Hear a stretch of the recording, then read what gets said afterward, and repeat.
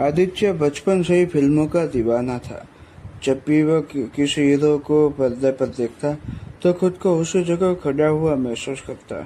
उसकी आंखों में सिर्फ एक ही सपना था कि वह बड़े होकर एक्टर बनेगा।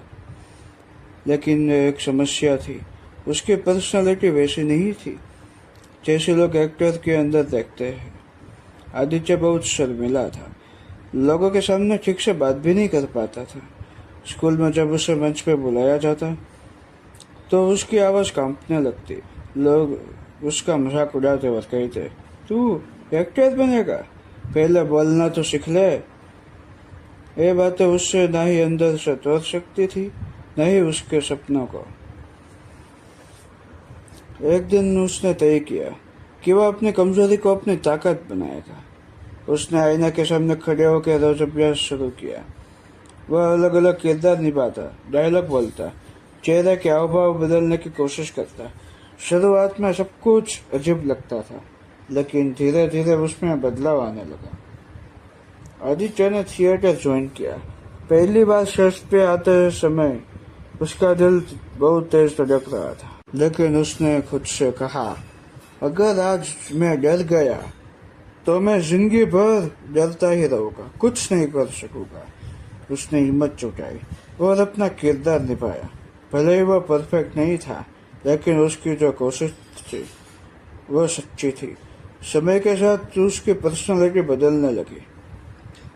अब वह पहले से ज्यादा आत्मविश्वासी हो गया था। लोगों के सामने अच्छे से बात कर सकता था, अपनी भावनाएं दिखा सकता था। धीरे धीरे उससे छोटे छोटे रोल मिलने लगे। कई सालों की मेहनत के बाद एक दिन उससे एक बड़ी फिल्म में मौका मिला। जब वह कैमरे के सामने खड़ा हुआ तो उसे अपने पुराने दिन याद आए, डर, मजाक, संघर्ष, सब कुछ। लेकिन आज वो सब कुछ पीछे छूट चुका था। फिल्म रिलीज हुई और हिट हो गई। लोग आदित्य की एक्टिंग की तारीफ करने लगे। वही लोग जो कभी उससे कहते थे कि वह कुछ नहीं कर सकता, अब उसकी सफलता की कहानी सुनाने लगे। आदित्य ने साबित किया कि पर्सनालिटी जन्म से नहीं, मेहनत और विश्वास से बनाई जाती है। अगर सपना सच्चा हो तो हर कमी को ताकत में बदला जा सकता है। इसलिए दोस्तों, हमेशा याद रखना कि सच्ची लगन और निरंतर अभ्यास से आत्मविश्वास पैदा होता है, और आत्मविश्वास से सफलता की पहली सीढ़ी है।